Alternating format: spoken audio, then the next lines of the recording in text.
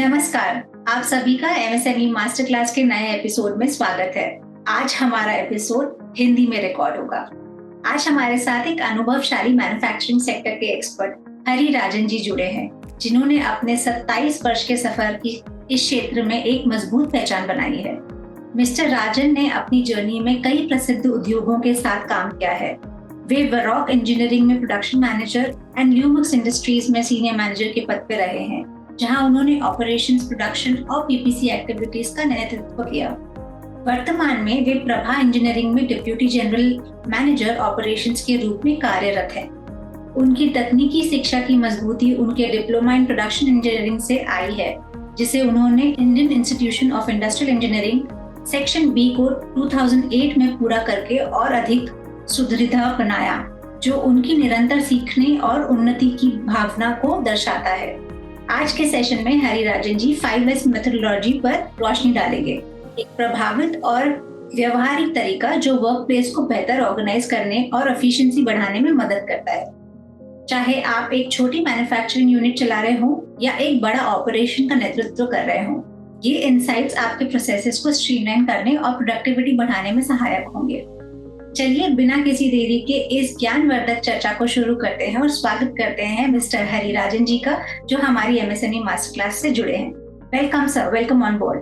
धन्यवाद Amrita, thank you. मेरा सौभाग्य कि मैं आपके साथ जुड़ा और मेरे लिए भी मेरा अनुभव को शेयर करने के लिए एक प्लेटफॉर्म मिला। मैं कोशिश करूंगा कि मैं अपनी चीजों को पूरी तरीके से उस पर खरा उतरूं, जिससे कि कुछ मैं इनपुट आपको दे सकूं, जिससे लोगों को या जो इस फील्ड में है उनको इससे फायदा।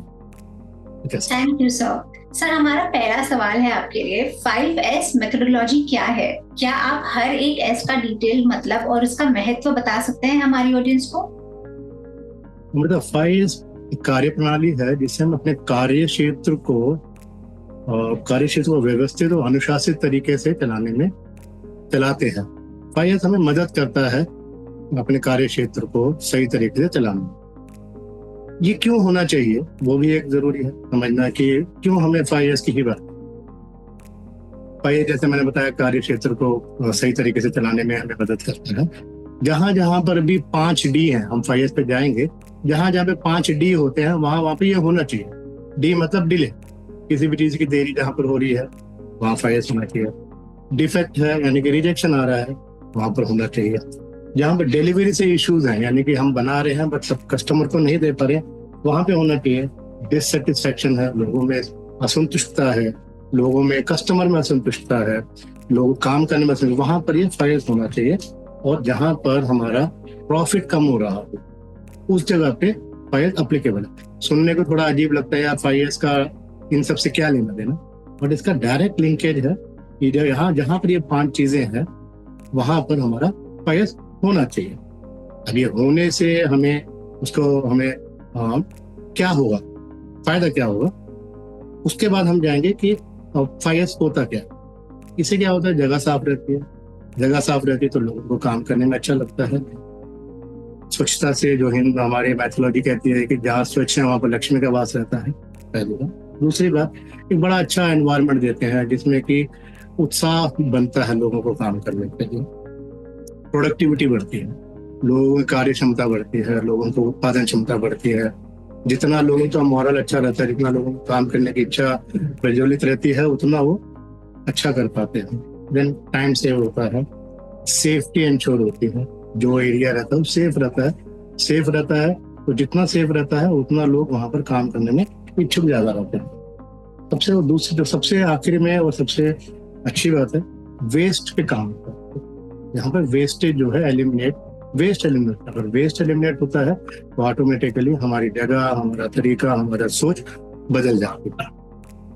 ये तो है 5S क्यों करना चाहिए, 5S करने से फायदा क्या है। अब 5S की जो है वो है क्या, 5S 5S का समूह या group of 5 number of S, जिसमें हम लोग उसको बांटते हैं सीरी 1S, सीटोन 2S, सीसो 3S, 4S हमारा चित्सुके और 4S शिकेत्सु और 5S चित्सुके। ये 5 का समूह था। कोई भी काम करते हैं तो सबसे पहले हम लोग चीज़ों को ये देखते हैं कि वो हमारे को ज़रूरत है या नहीं। समझिए कि हमने कोई काम करना शुरू किया तो सबसे पहले अपनी जगह पर देखते हैं कि हमें कोई चीज़ चाहिए नहीं चाहिए।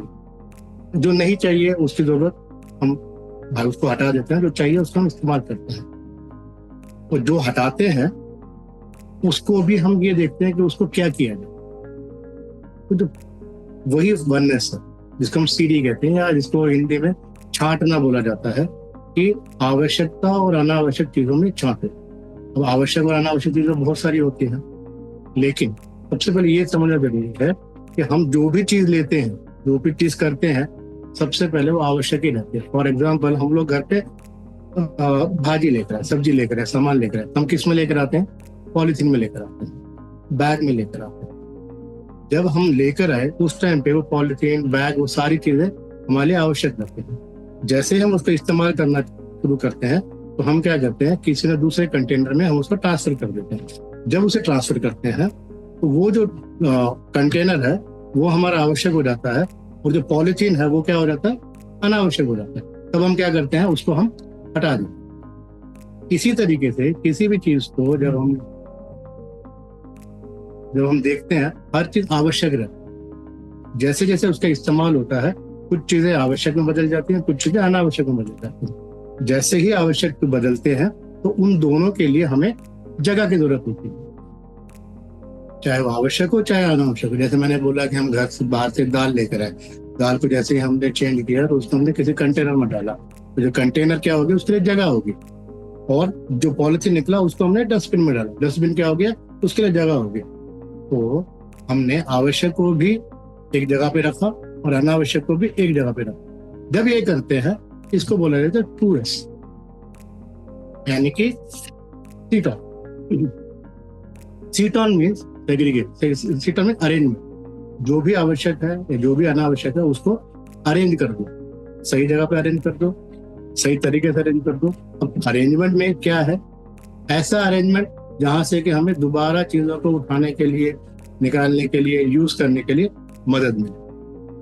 अगर हमने चीजों को, जो हमारे पास दाल है, दाल को हमने एक ऐसी जगह पे रख दिया जहां से हम दोबारा इस्तेमाल नहीं कर पाए, तो वो हमारे लिए तकलीफ देता है।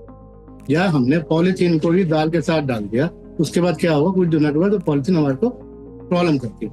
तो 2S बताता है कि आपको चीजों को जहां चाहिए वहां रखना, जिसको बोला जाता है place for everything and everything is place, यानी कि हर वस्तु के लिए जगह और जगह के लिए वस्तु। अब वस्तु के लिए जगह बना दी, उसमें कितना जाना चाहिए, कितना रहना चाहिए, उसके लिए भी हमने 2S में अरेंजमेंट करना। मैं बहुत ही छोटा सा एग्जांपल देता हूँ किचन का। किचन में हम लोग घर के खाने के सामान रखते हैं, जिसमें कि हल्दी होती है, मिर्च होता है, नमक होता है, आटा रहता है। और जब भी हम इनको रखते हैं तो हम क्या करते हैं, लाते हैं हम एक साथ लाके हम उसको दूसरे कंटेनर में डाल देते हैं। जब कंटेनर में डाल देते हैं तो उनकी जो पोजीशनिंग रहती है वो कैसी रहती है? हल्दी, नमक हमारे नजदीक रहते हैं, आटा, चावल हमारे से दूर रहता है। कारण क्या उसका?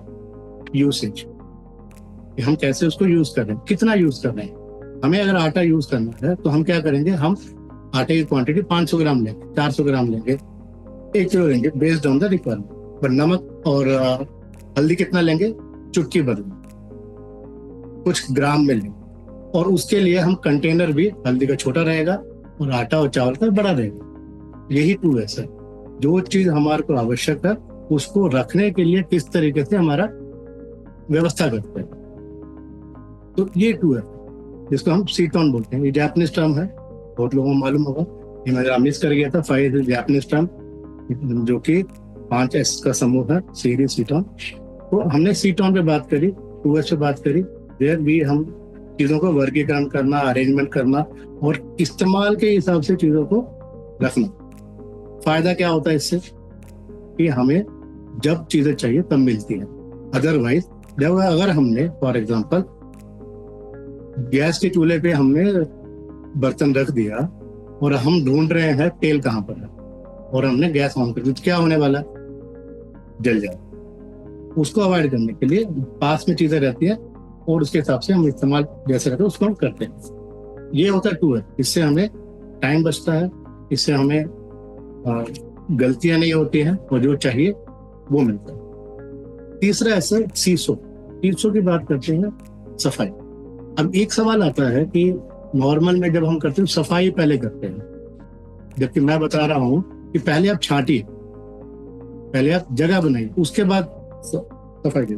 उसका लॉजिक ये है, जब आप पहले छांट लेंगे, आपके पास जो चाहिए और जो नहीं चाहिए उसके बारे में आप अलग अलग कर लेंगे और उनके लिए जगह बना देंगे, तब आपको जगह मिलेगी कि आपको करना क्या है, साफ क्या करना, कहाँ साफ करना।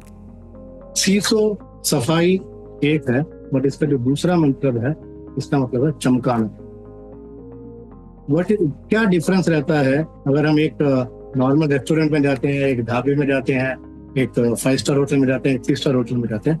बेसिक डिफरेंस सब में चीजें चमकती, शाइन कर। तो सीसो का दूसरा मतलब है शाइन करना, सफाई शाइन करना, सफाई जैसे शाइन करना, शाइन करती है, अच्छा लगता है। तो क्या होता है, हमें वहां पर काम करने में आसानी होती है, अच्छा लगता है, हमारे मॉरल जो है वो अप रहता है। आपने भी ये चीज देखी होगी कि जहाँ पर हमें खुद को अच्छा महसूस होता है, अगर हम एक साफ सफाई जगह पहुंचे जहाँ पर चीजें चमक रही हो, तो ऑलवेज हमें बेटर महसूस कराता है। तो ये है सीसो। फोर्थ है हमारा, जो हम लोग इसकी बात करते हैं, दैट इज शिकेत्सु। अब हमने किया, छाट दिया चीजों को, उसको हमने अरेंजमेंट कर दिया और सफाई कर दी, शाइन कर दिया, चमकने लगा, चीजें दिखने लगी, बढ़िया होने लगा। चौथे की बात करते हैं हम लोग शिकेत्सु, यानी कि जो भी हमने किया इसका स्टैंडर्ड बनाते। इसके बाद अगर हम घर पे दाल लेकर आते हैं, आटा लेकर आते हैं, तो कहाँ पर रखेंगे? कंटेनर फिक्स कर। अगर कंटेनर फिक्स हो गया तो हमारे पास आटा कितना आएगा, दाल कितनी आएगी, नमक कितना आएगा, ये हम ऑटोमेटिकली डिसाइड कर सकते हैं। हम उससे ज्यादा लेंगे नहीं। क्यों नहीं लेंगे? क्योंकि हमारे पास एरिया, जगह फिक्स है। जैसे हमने फिक्स किया तो हमने एक स्टैंडर्ड बनाया कि नमक जो है 1 किलो में रखा जाएगा और हल्दी जो है 200 ग्राम के कंटेनर में रखी जाएगी। तो इसके बाद जो भी हमने सफाई करी वो हमेशा मेंटेन रहनी चाहिए, सस्टेन रहनी चाहिए। सस्टेन रहने के लिए हमें वहां पर सिर्फ चेकशीट बनाना चाहिए कि हमें हमेशा वो चीज साफ सुथरी दिखे, जिससे कि हमें दोबारा काम करने में लगे। तो शिकेत्सु जो बात करता है, स्टैंडर्डाइजेशन की बात करता है, जिसको हम 4S बोलते हैं, ठीक, जो कि पूरे 1S 2S 3S को स्टैंडर्ड बना। अब आपने जो काम किया है, अब इसको मेंटेन करो, अब इसको तो मेंटेन करना। मेंटेन करने से क्या होगा, चीजें खराब नहीं होगी, एज इट इज मेंटेन रहेगी और हमारे को उत्साह हमारा काम करने में बढ़े। बेसिकली 5S 4S तक हम लोग ऑपरेटर की चीजों के, जो काम करने वाले उनकी सुविधा पे बात करते हैं, उसको हम लोग उसको तकलीफ ना हो, वो अच्छे से काम करे, इस स्टैंडर्डाइजेशन कर दिया। इसके बाद जो भी काम कर रहे हैं, जो भी हमारे घर पे, हमें इजी हो जाता है काम। 5S है शित्सुके डिसिप्लिन पे अनुसार, कि हमने 4 स्टैंडर्ड कर दिए, 4 तक हमने स्टैंडर्ड पे ले आए। अब हमें उसे मेंटेन करना, डिसिप्लिन लेकर आना, अनुशासित काम करना। हमें अब स्टैंडर्ड बन गए, उसके बाद हमने उस स्टैंडर्ड को फॉलो करने के लिए हमें खुद अनुशासित रहना। तो पर जो लास्ट एस है वो टॉक्स अबाउट डिसिप्लिन इस पे इम्प्लीमेंट करता है हमारे पे। तो सबसे आसान भी है, सबसे मुश्किल भी है, क्योंकि वो हमारे पे लागू। तो ये जो है, ये जैसे 5S जो मैंने आपको ब्रीफ में बताया।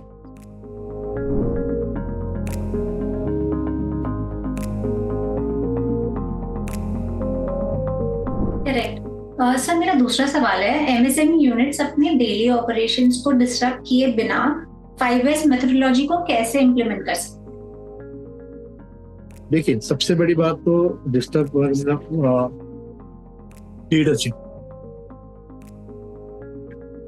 दूसरा डिटर्मिनेशन, ये काम। और 5S कोई कोई बाहर की कोई चीज नहीं है या ऐसी कोई चीज नहीं है जिसको कि आपको कोई एक बार कर दिया दोबारा नहीं करना चाहिए। ये रूटीन है। जैसे हम सुबह ब्रश करते हैं, ब्रश करने के लिए कोई हमें बोलता है क्या? नहीं, हम सुबह उठते हैं, हमारा रूटीन है, हम करते हैं, ब्रश करते हैं, नहाते हैं, इन चीजें करते हैं जो रूटीन है। Fire is also a routine. ये किसी भी तरीके से किसी भी इंडस्ट्री जगह को डिस्टर्ब नहीं करता, बजाय उसको सपोर्ट करता है काम को अच्छे से करने में। लेकिन उसके साथ में सिर्फ हमें सिस्टम डेवलप करना पड़ता है कि ये चीजें होनी चाहिए। फॉर एग्जाम्पल, अगर हम एक मीडियम इंडस्ट्री में काम कर रहे हैं और हम लोग ऑपरेशन शुरू कर रहे हैं, तो हमें एक चेक शीट बनानी है जो ये डिफाइन करेगा कि आपका एरिया इस स्टैंडर्ड में है, यानी कि आपका 1:2 ठीक है, 2:2 ठीक है, 3:2 ठीक है। तो मीडियम या कोई भी इंडस्ट्री रहे, 5 किसी भी तरह से डिस्टर्ब नहीं करता। ओनली लीडरशिप, विल पावर और बेनिफिट ही है। तो आई डोंट थिंक कि इसमें कोई डिस्टर्बेंस होता है। मिनिमल डिस्टर्बेंस की तो बात ही नहीं है। It doesn't disturb, in fact it enhance the outcome. It enhance the outcome. कैसे करता है? Medium scale, small scale, they are more focused on utilisation, because utilization, the more they utilize, the more thing they can do. It talks about, FIRE talks about space utilization, resource utilization, searching time reduction, productivity, जो कि clear ये बताता है कि अगर आप FIRE implement करते हैं तो इन टर्म्स ऑफ डिस्टर्बेंस को छोड़िए, आपको तो बेनिफिट ही हो। ओनली यू हैव टू और टू क्रिएट ए सिस्टम, जिस सिस्टम पे हमें कुछ चेक शीट बनानी पड़े जो कि स्टार्टिंग में रहती है या एचएफ एंड में रहती है, एचएफ में होता है। Only we have to create. So I don't think कि डिस्टर्बेंस वगैरह होता है। It is as good as for small, medium and every. सबसे बड़ा कल्चरल और ऑपरेशनल बैरियर कौन सा होता है जो ऑर्गेनाइजेशंस को सफलतापूर्वक 5S अडॉप्ट करने से रोक सकता है? मैडम देखिए, 5S कुछ चेंज की बात करता है, और जब भी चेंज की बात होती है तो रेसिस्टेंस आता है, उसमें कोई दो राय नहीं है। 5S चेंज की क्या बात करता है कि वो एक तरीका बताता है कि आप इस तरीके से काम करो। तो चेंज बेस रेसिस्टेंस है, चेंज की वजह से नहीं हो पाता, बट चेंज होना जरूरी है और चेंज धीरे धीरे एक्सेप्ट हो जाता है। इमीडिएटली एक्सेप्ट नहीं होता, but on A gradual time हो जाता है। सेकंड जो है लीडरशिप। पानी हमेशा ऊपर से जाए। Top leadership has to drive the, उनको पूरी चीजों को ड्राइव करना है 5S पे। कैसे? एनी टाइम जब भी शॉप में जाते हैं, जब भी जगह पे जाते हैं, they have to, we call it as a रोको टोको। If you find anything problem है, रोको एंड टोको। क्यों नहीं हुआ, कैसे नहीं हुआ? सो इट मीन्स कि everybody is concern, and when leaders are concern, automatically mass जो है वो ऑटोमेटिकली फॉलो करे। तो मेरे हिसाब से चेंज जो है, चेंज को एक्सेप्ट करना एक प्रॉब्लम है। दूसरा lack of leadership. Leaderships are good, there is nothing bad. And तीसरा understanding. People should understand the benefit of it. They should not take, वो उनको बर्डन नहीं लेना कि यार ये मुझे क्या कह रही है सफाई करो, मुझे क्या कह रहे हैं कि ये क्या है। उनको क्लैरिटी होनी चाहिए कि मेरे को ये, इससे मुझे क्या फायदा हो। जैसे ही वो बेनिफिट को समझते हैं, अंडरस्टैंडिंग क्लियर होती है, उसके बाद वो कोई दिक्कत नहीं करती। और एक बार ये रूटीन में आ जाए, then it will be a part of the work culture होगा। तो change, leadership and understanding are the major factor जो कि 5S इम्प्लीमेंटेशन में लिखा जाता है। बट नाउ मैक्सिमम जगह पे अंडरस्टैंडिंग और लीडरशिप मेक्स ए बिग। चौथा क्वेश्चन था आपसे, 5S कॉस्ट सेविंग्स में कैसे योगदान देता है, और क्या आप कुछ रियल वर्ल्ड फाइनेंशियल इम्पैक्ट के एग्जांपल्स दे सकते हैं हमारे अटेंडीज को? मैं एक पिछली कंपनी में, मैं जहाँ पे काम करता था, वहाँ पे एक एग्जांपल देता हूँ कि हमने वाईएस की शुरुआत करी। वननेस का हमने पहले इनिशिएटिव लिया। वननेस मतलब छांटना। हमने वांटेड और अनवांटेड चीज़ों को हमने सेग्रीगेट किया और वांटेड को प्लेस पर रखा और अनवांटेड को वहाँ पर। जब हमने उस पूरे एरिया को ठीक देखा हमने, तो वहाँ पर हमें बहुत सारे ऐसे चीज़ें मिली जो कि लोगों को लगता था कि ये इस्तेमाल होने वाला है, बट पिछले 2 साल तक कभी इस्तेमाल ही नहीं हुआ। जब उनसे पूछा गया इसका क्या करेंगे, तो उनका कहना था सर ये कभी इस्तेमाल होगा। कभी इस्तेमाल होगा तो यानी कि 2 साल में इस्तेमाल नहीं हुआ तो कभी भी इस्तेमाल नहीं हुआ। तो हमने ऐसी चीजों को पूरा एरिया को हमने क्लियर किया। हमने करीब वो स्मॉल स्केल इंडस्ट्री था, वायरिंग खाना बनाते थे वो बड़ी कंपनी में, बट हमने करीब 500 स्क्वायर मीटर एरिया हमने खाली कर वो एरिया पूरा खाली करवाया और उस एरिया में उन्होंने एक नई लाइन लगाई और जिससे कि उनका आगे के लिए फ्यूचर एक्सपेंशन के लिए उनको जगह मिली। अब वो जो वहां से जो निकला, पार्ट निकले, कुछ वायर्स निकले, कुछ बाकी चीजें निकली, उसको क्या किया, sold to some other agencies. तो इन टर्म्स ऑफ उससे क्या हुआ, हमें अनवांटेड बेचने की वजह से कुछ पैसा भी रिकवरी है और जगह मिलने की वजह से they could able to expand their facility. Otherwise यही था कि जगह नहीं है, हम क्या करेंगे, प्रॉब्लम है। तो जब वननेस से फर्स्ट ऑफ ऑल ये मिलता है कि हमें स्पेस क्रिएट अनवांटेड रखने का, और वांटेड को रखने की वजह से 2S में हमें क्लैरिटी मिलती है कि कितना कब क्यों चाहिए। That ensure the benefit of. Third one, इसमें वेस्ट एलिमिनेशन ज्यादा है। तो मैंने इसमें देखा कि when we do oneness pivot और there are so many of waste we could able, हम लोगों ने आइडेंटिफाई किया, बहुत सारे वेस्ट आइडेंटिफाई किए। जैसे कि लाइन चल रही है, प्रोडक्शन लाइन चल रही है, तो वननेस क्या बोलता है कि अनवांटेड नहीं चाहिए। अनवांटेड डेफिनेशन क्या है, rejection is also unwanted, part खोल के पॉलिथीन ऑल्सो अनयूज्ड टूल जो है वहां पड़ा हुआ पूरा दूसरा सेटअप के लिए चेंज करना है, वो जो टूल है that is also that creates a confusion. Unwanted पड़ा है, क्यों पड़ा है। एक इंसिडेंट ऐसा भी हुआ है जो कि बाकी कंपनी में भी होता ही होगा कि एक सेटअप लगाया था कंपनी में, उन्होंने बगैर देखे हुए सिमिलर पार्ट को उठा के दूसरा पार्ट पे सेटअप लगा दिया, and because of the machine breakdown में, एंड वो जो मशीन थी वो उस कंपनी, उस प्लांट के लिए इकलौती मशीन थी जिसपे कि वो प्रोडक्शन होता था, and total plant was stop. तो उसको आइडेंटिफाई नहीं किया गया था बिकॉज ऑफ द ये ऐसा प्रॉब्लम हुआ। देन ड्यूरिंग उसका 2S के ड्राइव पे हमने उसको आइडेंटिफाई किया, चेक किया, फिर जगह बनाई, स्पेस बनाया कि उस जगह पर ही वो पार्ट रखा जाए और वहां से ही वेसल को उठाया गया। उससे आगे के लिए, फ्यूचर के लिए ब्रेकडाउन अवॉइड। ये कुछ एग्जांपल है जिससे कि हमें ये मिला। Third one, productivity improvement. ये सब कहेंगे कि हमने का या 5 का प्रोडक्टिविटी इंप्रूवमेंट से क्या लेंगे। प्रोडक्टिविटी इंप्रूवमेंट का जैसे ही हम 2S कर देते हैं, जैसे ही हम मटेरियल्स को ऑपरेटर के सामने क्वांटिटी, फिक्स क्वांटिटी कर देते हैं, ऑटोमेटिकली ऑपरेटर को काम करने में आसानी हो जाती है। जैसे ही काम करने में आसानी होती है वो एफिशिएंटली काम करने लगता है। इन माय करंट कंपनी जहाँ मैं काम कर रहा हूँ, वी डिड दिस एक्टिविटी।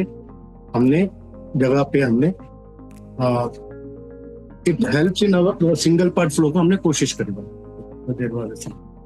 उसके लिए हमने 5S का इम्प्लीमेंट, 5S को हमने 2S को हमने कंसिडर किया टू इम्प्लीमेंट।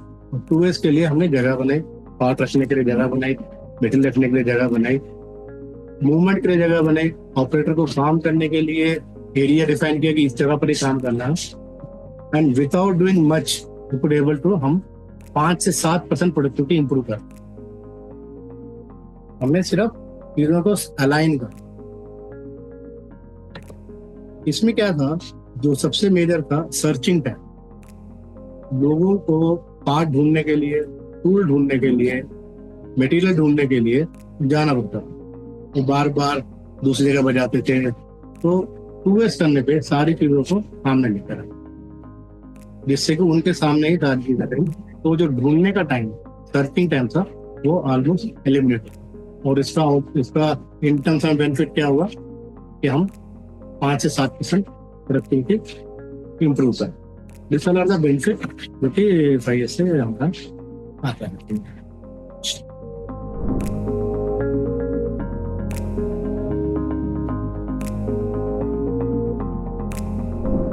इम्पॉर्टेंट एलिमेंट है 5S का जो इन्वेंट्री और मटेरियल शॉर्टेज से जुड़ा हुआ है। आप हमें बता सकते हैं कि ये समस्या कैसे एड्रेस कर सकते हैं 5S? 5S में एक मटेरियल के लिए कैटेगरी है रनर, रिपीटर, स्ट्रेंजर।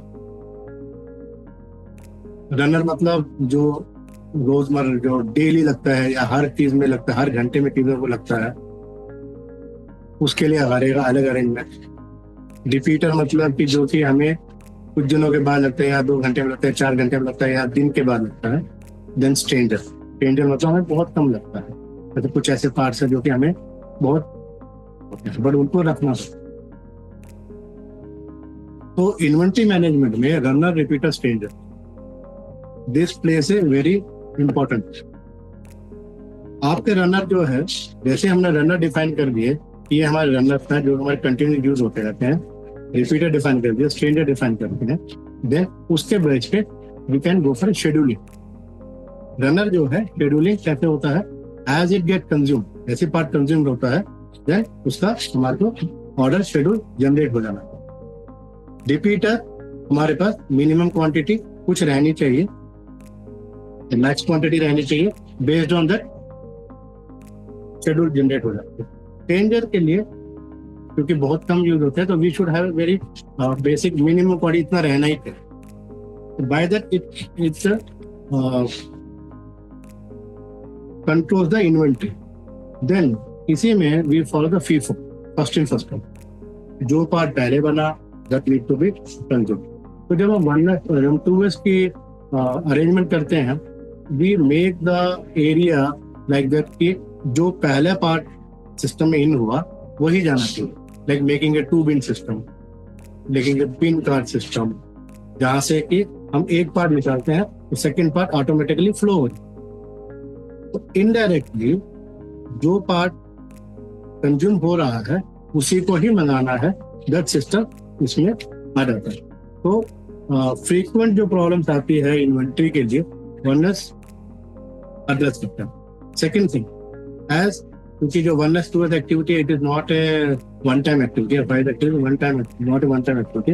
जब हम करते हैं तो अनवांटेड चीजें क्रिएट होती रहती हैं और कुछ चीजें एब्सोल्यूट होने लगती हैं, जैसे जैसे कुछ चेंज हो गया, कुछ हो गया। तो बस रेगुलर चेकिंग कि पार्ट्स हमारे पास यूज हो रहा है कि नहीं हो रहा है, by audit we come to know ये कुछ पार्ट्स है जो हमारा कभी यूज ही नहीं हो रहे या बहुत दिनों के बाद यूज हो रहे हैं। तो by that it controls the inventory कि भाई हमें ये नहीं चाहिए।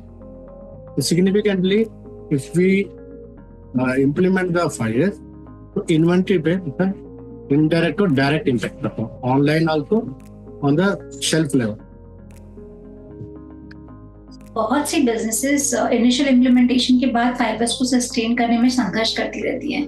इस समस्या से कैसे बचा जा सकता? तो मैंने जैसे पहले बताया कि लैक ऑफ कमिटमेंट, लीडरशिप। अगर हमारी कमिटमेंट है, और फर्स्ट ऑफ ऑल हमें उसका बेनिफिट समझना चाहिए।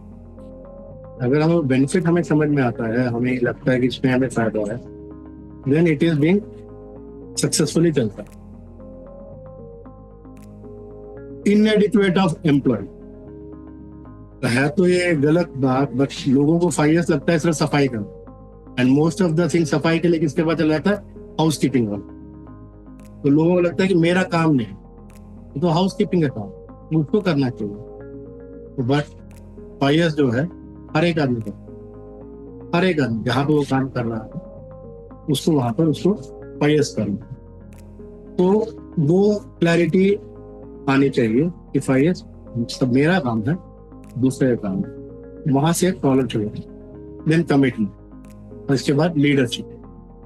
लीडरशिप है, लीडरशिप इज वेरी इंपॉर्टेंट कि अगर हमने चीजों को एक्सेप्ट करना चाहिए on leadership front, then there will be, अगर हमने उसको 5 years को हमने इम्प्लीमेंट किया है, we are the owner, leadership is the owner, then things will be much better और वो सस्टेन रहता है। Otherwise there is a initial implementation, बहुत सारी कंपनियों में ये प्रॉब्लम रहती है। Then frequent audits, every 15 day 1 month audit has to be there for sustenance. ये चल रहा है, ठीक चल रहा है, इसमें कोई दिक्कत नहीं, if anything improvement is there. इसके बाद रिवार्ड एंड रिकग्निशन, 5 years हो रहा है, अच्छा हो रहा है, तो लोगों को उसके हिसाब से रिवार्ड ही मिल रहा है, तो वो एक प्रोत्साहित करता है, मोटिवेट करता है चीजों को ठीक से करने के लिए। अगर हमने 4 या 5 चीजों पर ध्यान दिया तो डेफिनेटली 5 years इम्प्लीमेंट होने के बाद भी सस्टेन रहे। अदरवाइज बहुत जगह पे 5 years इम्प्लीमेंट तो होता है बट उसके बाद फेल हो जाता है। और इसमें मेरा जो मानना है, leadership plays a very important. Sir, क्योंकि आप लीडरशिप पे इतना एम्फेसिस डाल रहे हैं, क्या हम विस्तार से अपने अटेंडीज को बता सकते हैं लीडरशिप का क्या रोल है जो ऑर्गेनाइजेशन को 5 years मेथोडोलॉजी के प्रति लॉन्ग टर्म कमिटमेंट बनाए रखने में मदद करता है? देखिए, लीडरशिप का रोल है, पहला खुद के लिए क्लैरिटी लाना, सेकंड थिंग रिसोर्स एलोकेट करना। रिसोर्स एलोकेट मतलब कि there has to be system कि आपको अगर आपने कुछ डिफाइन किया है चीजें कि मैंने चेक शीट बनाई है, चेक शीट में मुझे ये सब चीजें करनी है, तो उसके लिए रिसोर्स एलोकेट होने चाहिए। Resource allocation is a role of leadership. Communication, frequent communication has to be done. Frequent communication. Communication in sense of positive as well as motivating. Negative communication has to be avoided. So every time leader has to demonstrate कि मैं discipline में हूँ तो आप भी discipline में रहें। So if leader could able to demonstrate, leader अपने को डेमोन्स्ट्रेट करता है तो उसका इम्पैक्ट जो है वो डायरेक्ट एम्प्लॉय भी पड़ता है। जिस तरीके से हम बिहेव करते हैं वैसे लोग भी बिहेव करते हैं। That is a universal truth. Communicate करना, देन ट्रेनिंग देना, गाइड करना, क्योंकि अल्टीमेटली जो काम कर रहा है उसको उससे बेनिफिट होना, और इन टर्म्स ऑफ उसका बेनिफिट जो है ऑर्गेनाइजेशन को होना। तो leadership plays role in allocating the resources, communication, training, guiding, motivating, reward करना, अप्रिशिएट करना, यहाँ पर लीडरशिप का बहुत बड़ा रोल रहता है। अगर ये रोल अच्छे से प्ले किया जाता है तो 5 years जो है इम्प्लीमेंटेशन बराबर। 5 years इम्प्लीमेंट करते वक्त सबसे आम गलतियां कौन सी होती हैं और इनसे कैसे बचा जा सकता है? आम गलती जैसे मैंने बताया कि ये मेरा काम नहीं है, ये तो हाउसकीपिंग वाले का काम है। पहला बात है कि ये मेरा ही काम है, मुझे ही करना है, तो वो सोच लाने के लिए, समझ लाने के लिए उनको ट्रेनिंग दी जाए। जो ट्रेनिंग है कंटिन्यू होनी चाहिए।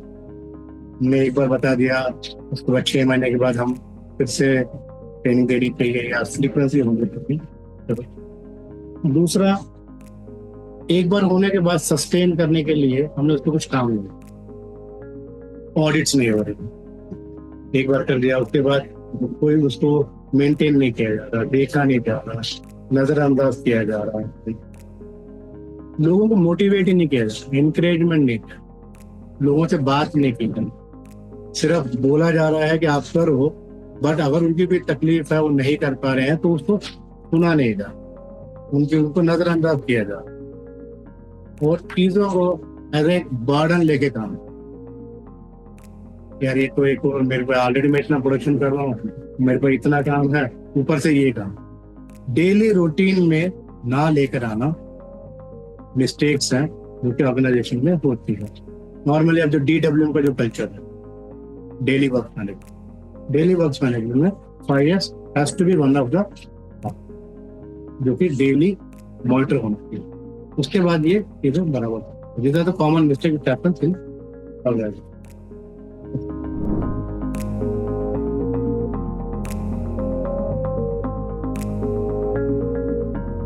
सर, एक बहुत ही महत्वपूर्ण क्वेश्चन है, क्या 5S एक स्टेपिंग स्टोन हो सकता है एडवांस्ड लीन मैन्युफैक्चरिंग टेक्निक्स को अडॉप्ट करने के लिए? मैडम अमृता, ये 5 पेज फॉर एवरीथिंग। आप इमारत कैसे बनाते हैं जब आपकी नींव मजबूत? 5 works as a foundation for any system. अगर आप एडवांस की बात, टीपीएम की बात करते हैं, टीपीएम की बात करते हैं, लीन मैनेजमेंट की बात करते हैं, जब आपका 5S इंश्योर कि आपका बेस मजबूत है, यानी कि आपके पास वांटेड भी चीजें हैं, अनवांटेड स्टैंडर्डाइजेशन है, आपकी चीजें सही से बनी हुई है, आपको मालूम है कि कब क्या करना है, कैसे। इट इंश्योर्स इसके बेस पे आप बिल्डिंग बना सकते। 5 ऑलवेज ए स्टेपिंग स्टोन, मैं कहूंगा कि आज ए foundation stone for any system. Without 5S आप सिस्टम पूरी तरह से डेवलप नहीं हो सकते। First step is to go for a 5S, then only things will. My strong belief is 5 is a stepping stone or it's a foundation stone for any system. High volume fast paced industries में 5S production down time को कैसे कम कर सकता है? Simple है madam, searching time reduce हो जाता है। आपको चीजें ढूंढनी नहीं पड़ती, आपकी चीजें अपने पास अवेलेबल रहती हैं। फास्ट आपके जो हाई वॉल्यूम प्रोडक्शन रहते हैं, searching time is one of the reason production loss होने के। ब्रेकडाउन आपके कम होने लगते हैं बिकॉज आप मशीन को मेंटेन करना शुरू कर देते हैं बाय 3S। देन आपके विजुअल्स कंट्रोल्स आ जाते हैं, आपको ये मालूम होता है आपको क्या करना है, कब करना है, कैसे करना है। 5S calls for a alarm also, कोई प्रॉब्लम आई तो आपका अलार्म सिस्टम शुरू होता है। तो high volume high pace industries में 5S plays a important role, because if thing अगर क्लटर्ड चीजें नहीं है, साफ चीजें हैं, तो ऑटोमेटिकली फ्लो है, और प्रोडक्शन इज ए फ्लो। और 5S फ्लो को इंप्रूव करने के लिए, सस्टेन करने के लिए हेल्प करता है। कोई भी इंडस्ट्री में फ्लो अगर रहेगा तो प्रोडक्शन अच्छी रहेगी। हाई वॉल्यूम में flow is the important thing for maintaining the production.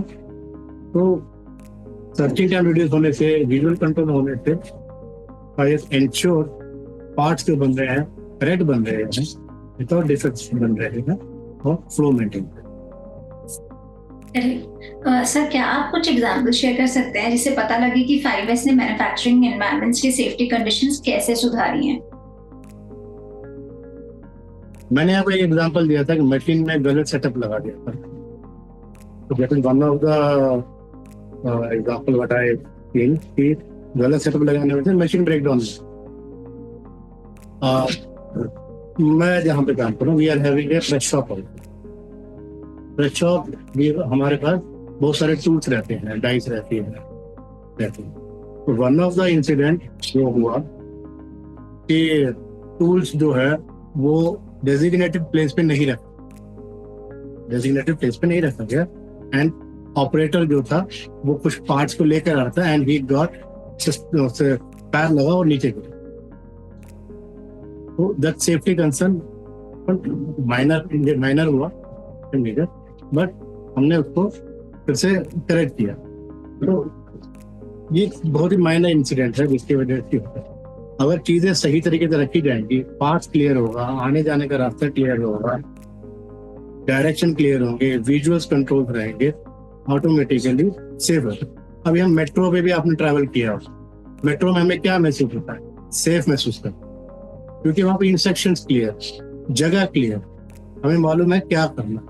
इसी तरह दूसरे रोडवेज पे जाते हैं तो हमें थोड़ा सा अनकंफर्टेबल महसूस होता है कि यहाँ पर हम उतने सेफ नहीं। सेम इंडस्ट्री में भी 5S इंश्योर करता है सारी चीजें जगह पर रहे, मार्क रहे। मैंने जैसे एग्जांपल बताया कि ऑपरेटर के टकरान से नीचे गिरने से थोड़ी चोट लगी, तो दैट कैन बी कवर्ड, और 5S ensure the full safety for the. Correct sir, मेरा आखिरी सवाल है आपसे आज का, 5S प्रोडक्ट क्वालिटी और डिफेक्ट्स को कम करने में कैसे मदद करता है? मिक्सअप नहीं होगा, डिफेक्ट कैसे प्रोड्यूस होते हैं, पार्ट्स मिक्सअप हो जाते हैं, शॉर्ट क्वांटिटी नहीं जाती है। अगर आपको 5 स्क्रू लगाने हैं, 1 स्क्रू कम नहीं जाएगा, मिक्सअप के आपके दूसरे एक पार्ट की जगह दूसरा पार्ट नहीं लगेगा। वो system fire itself take care of कि आपके उतने ही पार्ट्स लगे, उतने ही लगे। देन जितनी लाइनें क्लियर रहती है उतना ही फ्लो इम्प्रूव, और production is a kind of flow जितना बेटर रहता है उतना ऑपरेटर इजीली काम करता है। जितना इजीली हम जैसे घर पे खाना बनाते हैं, हम बीच में चेक कब करते हैं कुछ बनने के बाद, अदरवाइज हमारे घर पे जो खाना बनता है या कहीं पे बनता है इस ऑटोमेटिकली लोग खाना बनाते हैं, उनको मालूम रहता है मैं इतना नमक डालना इतना है, तो वो फ्लो रहता है। और फायर जो फ्लो इंश्योर करता है, अगर फ्लो सही है तो डिफेक्ट्स नहीं बनते हैं, मिक्सअप नहीं होता है, पार्ट शॉर्टेजेस पार्ट नहीं लगते हैं, तो by this defects are control, parts में कंट्रोल नहीं, डिफेक्ट्स नहीं है। इसी के साथ हम आज के एपिसोड के अंत तक पहुंच गए हैं। मिस्टर राजन, आपका बहुत बहुत धन्यवाद कि आपने अपना कीमती समय दिया और हमें 5S मेथोडोलॉजी के विषय में इतनी अच्छी और ज्ञानवर्धक चीजें बताई। हमारे दर्शकों के लिए अगर आपके पास इस सेशन से जुड़ी कोई भी प्रश्न है तो कृपया उन्हें जूम के क्वेश्चन सेक्शन में लिख सकते हैं। इस सेशन की रिकॉर्डिंग और पहले की भी सारी एमएसएमई मास्टर क्लास वेबिनार्स की रिकॉर्डिंग YouTube पर हमने अपलोड करी है, तो आप वहां पर देख सकते हैं। एक बार फिर आपका बहुत बहुत धन्यवाद sir, thank you so much. Thank you.